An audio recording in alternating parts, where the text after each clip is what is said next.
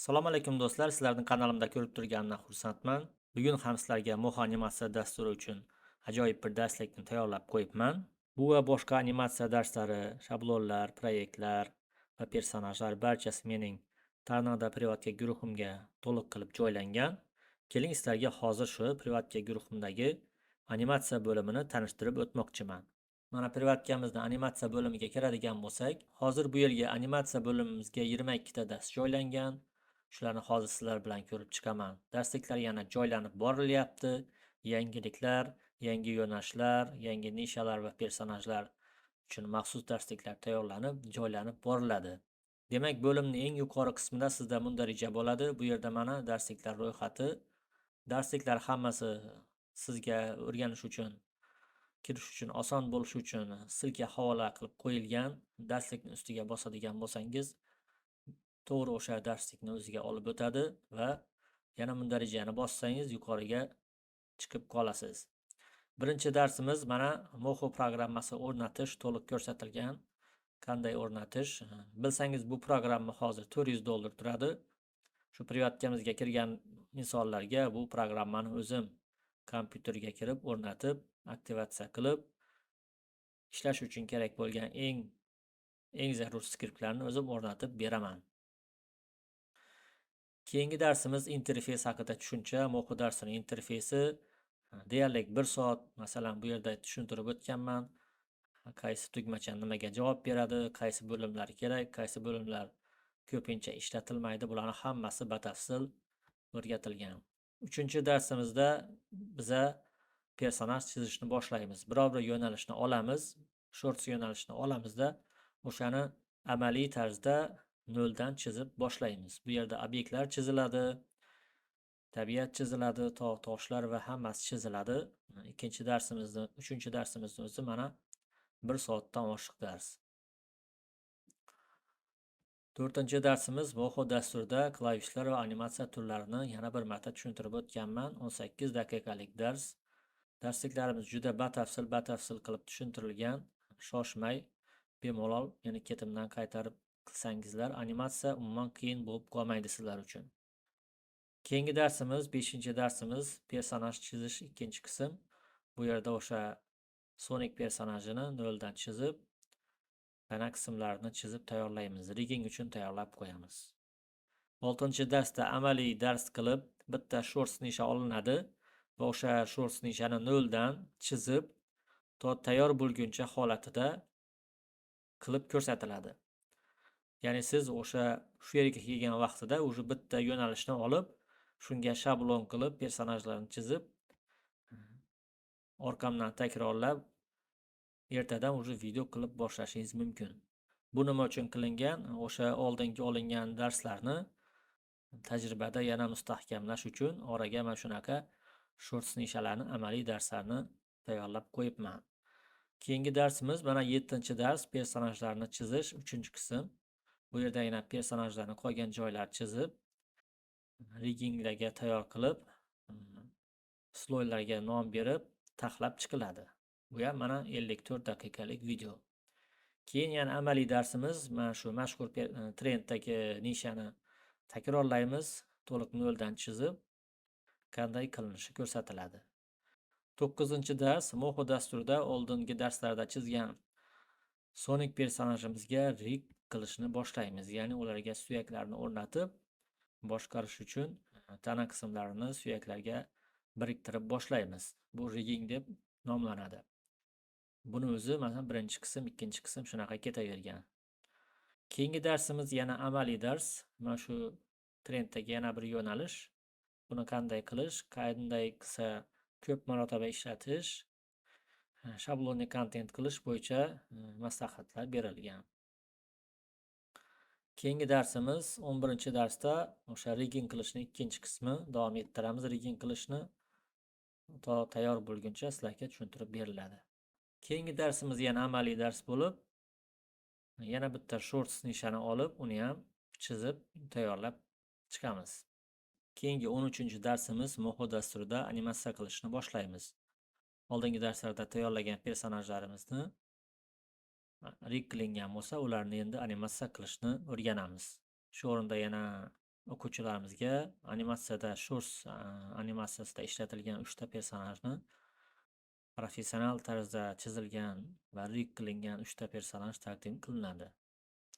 14-darsimiz Moho dasturida animatsiya qilishni ikkinchi qismiga o'tamiz, ya'ni davom ettiramiz darsimizni.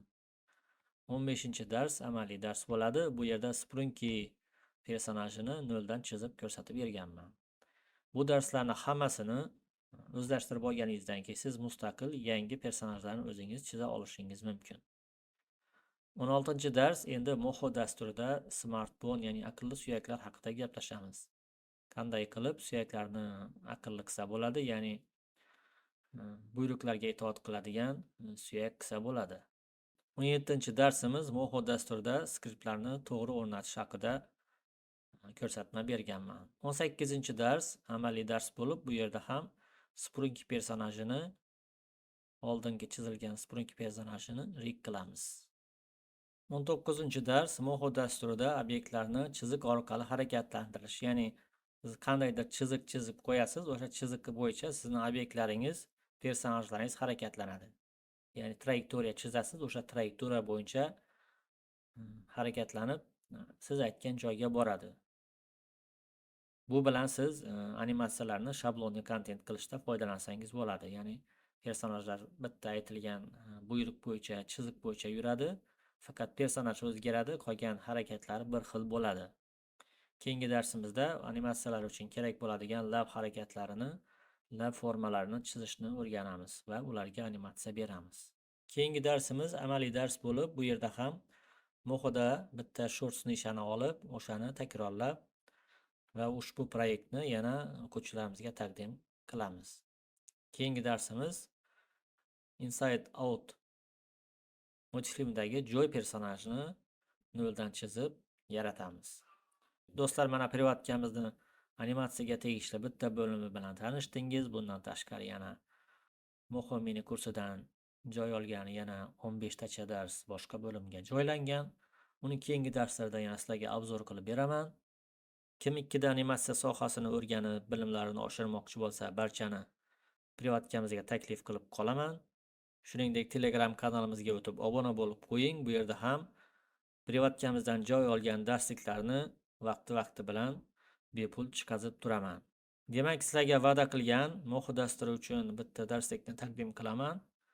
Keling, darslikni boshlaymiz. Demak, 3-shablonimizni ko'rib chiqamiz. Bu shablonimiz Hoppy Hopscotch deb nomlanadi. Keling, g'oya uchun ishlatilgan original videoni ko'ramiz.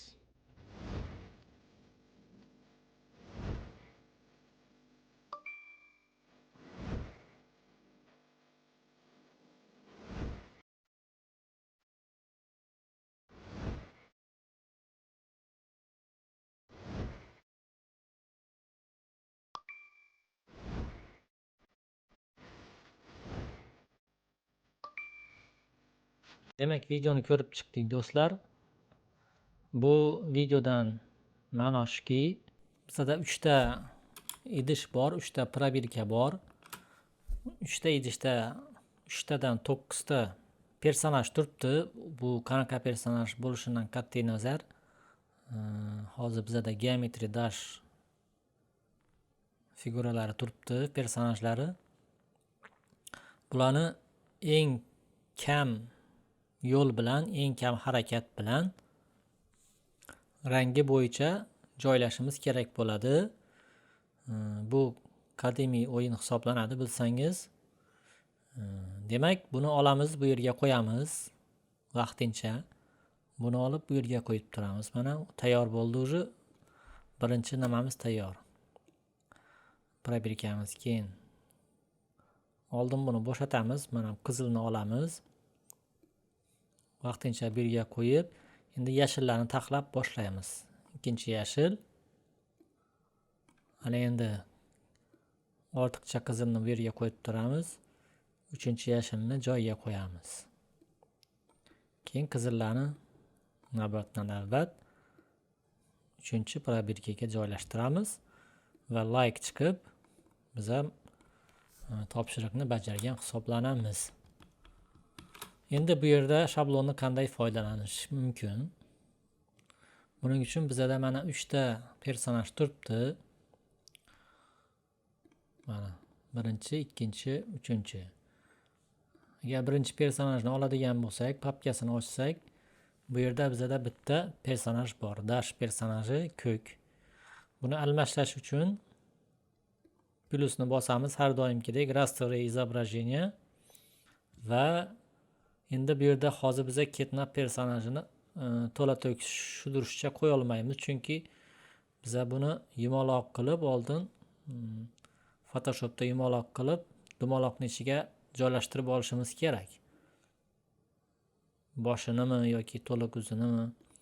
Shuning uchun biza hozir tayyor personajlardan foydalanamiz. Yumaloq men sizlarga emotsiyalarni, chiroyli emotsiyalarni taqdim qilaman bu yerda. Mana shuni oladigan bo'lsak, sinini o'rniga sini olib kelib joyiga qo'yamiz. Razmerini xuddi shunday qilamiz. Mana lineykadan chiqib ketmagan holda keyin orqasidagini o'chiramiz. Mana ko'rdingizmi?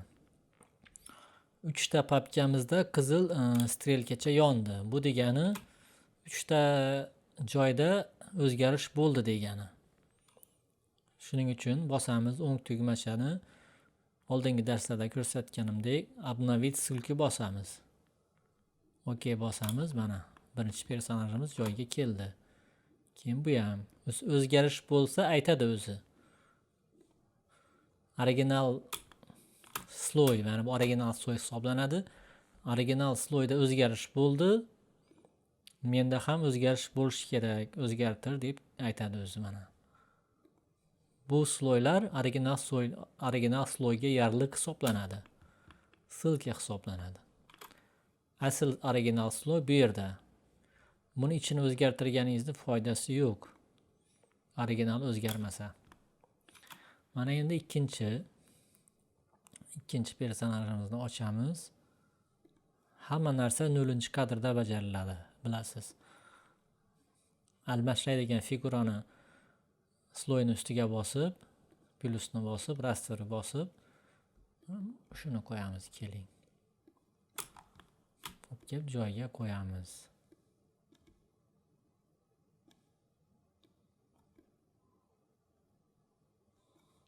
Dashni o'chiramiz va mana yana 3 ta sloyimizda, 3 ta papkamizda o'zgarish bo'lganini signali berildi. Ularni ham obnovить ссылку qilamiz. Hammasi juda oson do'stlar. Tayyor qilib qo'yganman sizlarga. 1-2 ta harakat bilan yangi video tayyor bo'ladi. Endi 3-chi papkamizga o'tamiz. Dash 11. Rasterli. Keling shuni qo'yamiz. Keyin siz o'zingiz yangi emotsiyalarni, yangi smayliklarni, yangi personajlarni, dumaloq versiyalarini olib o'zingiz papka qilib, arxiv qilib, bazangizni kuchaytirsangiz, yangidan yangi videolarni yarata olasiz. Faqat men bergan personajlarga qarab qolmang. Men sizlarga tayyor shablon berdim. Uni o'zgartirish sizlardan. OK bosamiz. Mana o'zgardi. Ko'ryapsizmi mana? Endi bu o'zgaradi hozir.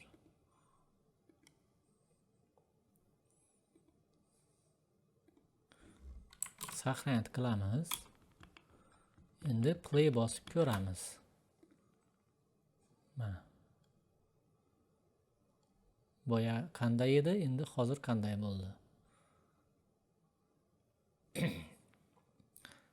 Endi bularning o'rniga sprank personajlarini boshlarini qo'yib, tanasini kesib tashlab ham yumaloq qilib qilsangiz bo'ladi. Oddiy personajlari bor, horror bor. Xohlagancha ijod qilsangiz bo'ladi. Bu yerda biz o'zgartiradigan narsalarimiz faqat shulardan iborat edi. Endi keling bu videoni ham render qilamizda, natijani bir ko'ramiz.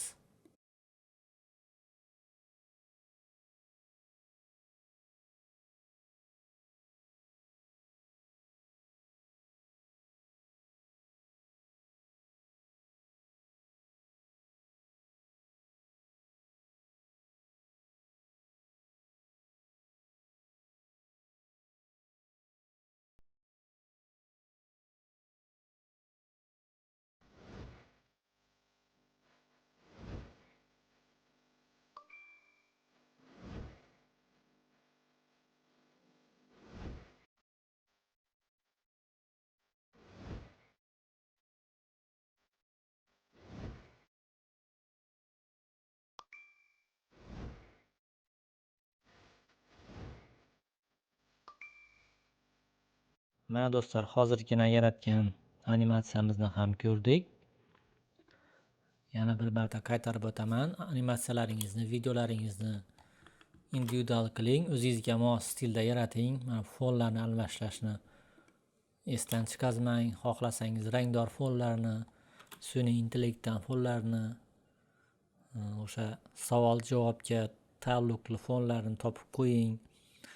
Bu personajlarni almashlang. Mana layklarni almashlasangiz bo'ladi. Bular ham masalan o'zini joyida turibdi. Ochadigan bo'lsak,